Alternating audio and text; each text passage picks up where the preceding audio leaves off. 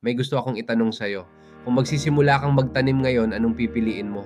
Monggo, mais, o mangga? Ang tamang sagot, lahat sila. Because each one represents a different type of income that every person should build. Una, monggo income. Ang monggo ay mabilis tumubo. Sa loob lamang ng ilang araw, pwede mo nang anihin.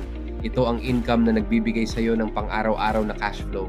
Katulad ng sweldo, freelancing, consulting, o pagbebenta ng produkto o serbisyo. Ito ang bumubuhay sa iyo ngayon. Pangalawa, mais income. Mas matagal bago anihin, mga ilang buwan, pero mas malaki ang ani.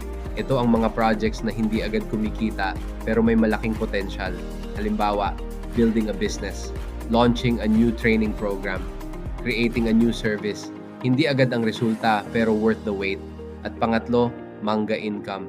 Ito ang pinakamabagal. Minsan tao nang hihintayin mo bago mamunga. Pero kapag namunga na, paulit-ulit itong magbibigay ng bunga. Ito ang tinatawag kong legacy income.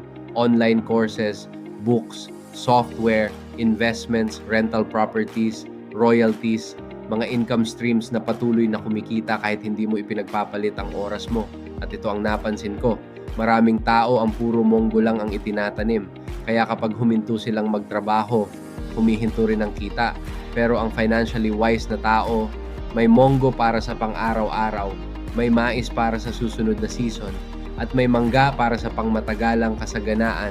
Ako si Dana Baga at naniniwala ako na financial freedom is not built by planting one kind of seed. It's built by growing different kinds of income that serve you today, tomorrow, and for years to come.